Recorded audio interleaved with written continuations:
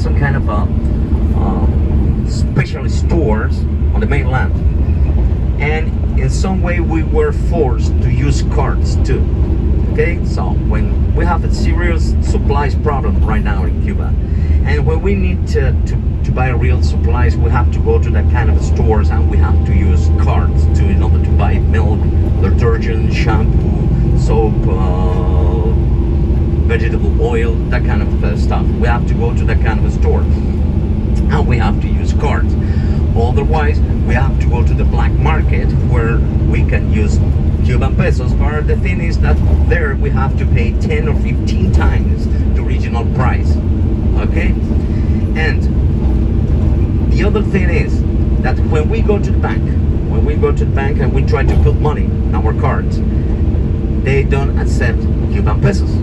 The Cuban banks, sounds ridiculous, but it's true. They don't get Cuban pesos. They don't accept them. So if we want to put money in our cards, we have to put any other foreign currency, Canadians, Europe, pounds, any other foreign currency. That's why Cuban pesos right now is like, guys, sorry, toilet paper. Sounds like that, yeah. It's sad to say that, but it's true. Our economy right now is a mess. Maybe in the couple next years, maybe it's gonna get better. But right now, it's a mess. One on the mainland, I will show you their prices. There are prices there, and there are some small private business, you know. And what those people do? Those people go to that kind of a store, a special store. They buy stuff there, okay, like rum, like pops, juice, things like that, and then they resell it in that kind of private business. For example, if they buy I don't know, something easy, a bottle of rum, maybe it costs you about $6-7 using your card, and that is about in Canadian is around 10 Canadian. So 10 Canadian is about 180 Cuban pesos, 180, 200, around that. So they resell it there for 600 or 700 of Cuban pesos. That's why Cubans prefer Canadian or Americans, because it's a little bit cheaper for us to get supplies. Otherwise, we have to go to that kind of black market now. We have to pay 10 or 15 times the original price. Okay, well guys, now questions, things you would like to know about my country. I love that the feedback, you know, questions, answers. Why do you think they did that? Pardon me? Why do you think they did that transition? Well, to be honest, the Cuban government decided to do that kind of economical transition in the wrong moment, because we were in the middle of the pandemic, of that kind of things, and the whole world was involved in a economic situation, you know. And we don't know why the Cuban government did that. It was not the time to do that.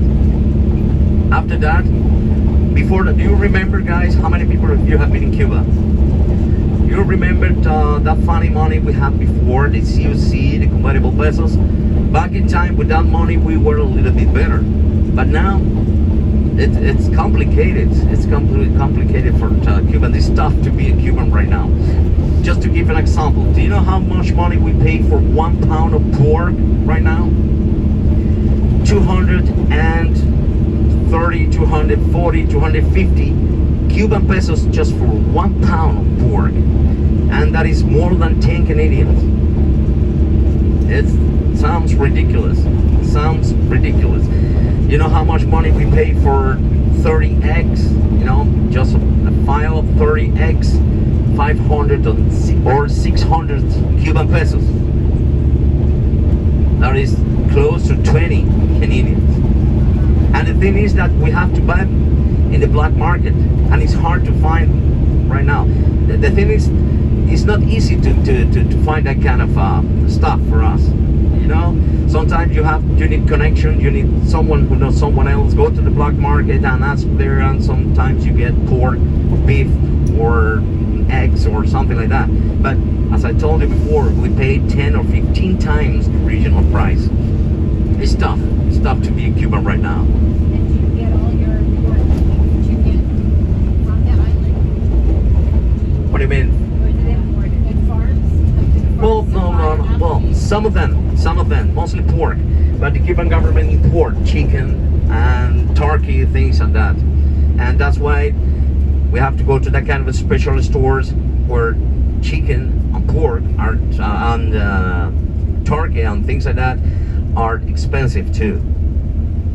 Sorry, How does that compare to your income? pardon me? Everything's expensive, but how does it compare to the money you make? Our salary sucks. Sorry, my language. Sorry. Well, guys, the average in Cuba right now is about 2,500 Cuban pesos Month? a month, per month. That is almost nothing, because if you want to buy, for example, 10 pounds of pork, is your whole salary. It's complicated. Cuba is suffering right now because of this situation. Okay, man. Is it illegal to go to the black market? Could you get in trouble? Or they turn a blind eye? It's not illegal, but if you got caught, you are in trouble. You know, for example, I don't know if you know that beef in Cuba is illegal. It's in Cuba, killing a cow is illegally. It's a felony. Just farmers with special permission from the government, they can kill 1 cow per year. But if you go to the black market, you get beef. The thing is that you should not buy it.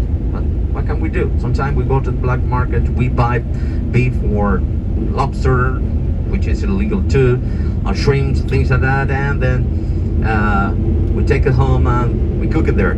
But if the police break into your place with a research order or something like that, and they see that you have beef or lobster or things like that, and if you don't have a receipt or how to say that is you bought it legally, you are in trouble.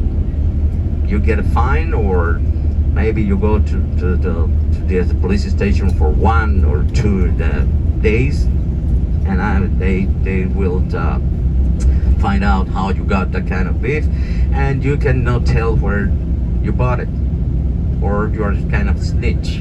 You know what I mean? Yeah, it's complicated. I have some friend of mine who live in Canada, and they told me they wanted to move to Cuba, and I told them, don't do that.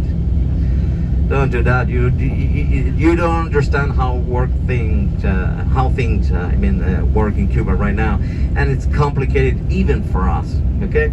Well, guys, we're arriving to the mainland.